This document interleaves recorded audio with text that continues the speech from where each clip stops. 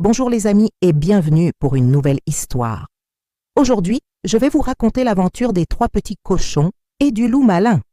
Installez-vous confortablement, on commence. Il était une fois, dans une jolie campagne verdoyante, 3 adorables petits cochons qui s'appelaient Pompon, Plouf et Paco. Ils étaient frères et s'amusaient comme des petits fous toute la journée. Un beau matin, leur maman, qui était aussi douce que malicieuse, les réunit. « Mes chéris, leur dit-elle avec tendresse, vous êtes devenus grands.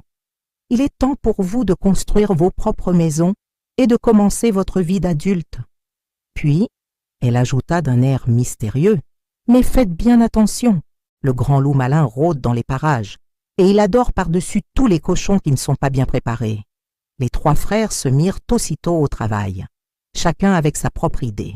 Pompon, le plus pressé et le plus joueur de la fratrie, ne voulait pas perdre une minute. « Une maison, c'est vite fait, » se dit-il. Il ramassa une grande botte de paille et en un clin d'œil, il construisit une petite cabane.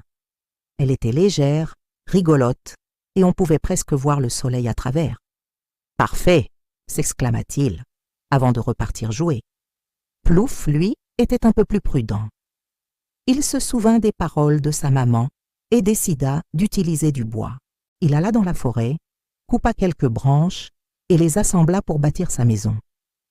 Sa maisonnette sentait bon la sève et la forêt, c'était très agréable. Elle semblait plus robuste que celle de Pompon. Mais Plouf, impatient de rejoindre son frère pour jouer, ne prit pas le temps de bien la consolider. « Ça tiendra bien le coup, » pensa-t-il. Paco, le 3e petit cochon, était le plus patient et le plus réfléchi. Il se rappela chaque mot de sa maman. « Attention au loup malin !» Alors il décida de construire une maison vraiment solide, une maison en briques. C'était un travail long et difficile. Il prit son temps, posa chaque brique avec une précision d'horloger, mélangea le ciment et s'assura que tout était parfaitement droit et solide. Il ajouta même une grande cheminée en pierre sur le toit. Ses frères se moquaient un peu de lui. « Paco, tu perds ton temps, viens jouer avec nous !» Mais Paco ne les écoutait pas et continuait son ouvrage avec application. Quelques jours plus tard, alors que le soleil se levait à peine, qui voilà qui pointa le bout de son nez? Le loup malin.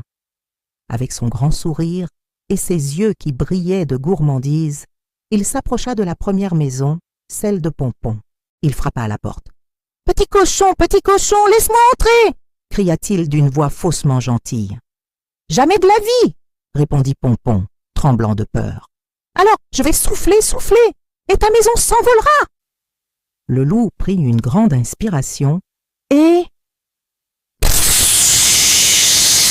La maison de paille s'envola dans les airs comme un simple fétu. Pompon, affolé, courut aussi vite que ses petites pattes le pouvaient jusqu'à la maison de son frère Plouf. Le loup, tout content, le suivit. Il arriva devant la maison en bois. « Petit cochon, laissez-moi entrer !»« Jamais !» crièrent les 2 frères de l'intérieur. « Alors, je vais souffler, et votre maison s'écroulera. » Le loup gonfla sa poitrine et souffla de toutes ses forces. La maison de bois craqua, les planches se brisèrent et le toit commença à s'effondrer.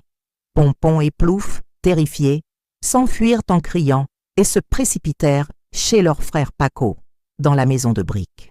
Le loup, de plus en plus affamé et agacé, les rejoignit. Il toqua violemment à la porte solide. « Petit cochon, laissez-moi entrer tout de suite !»« Jamais, grand méchant loup !»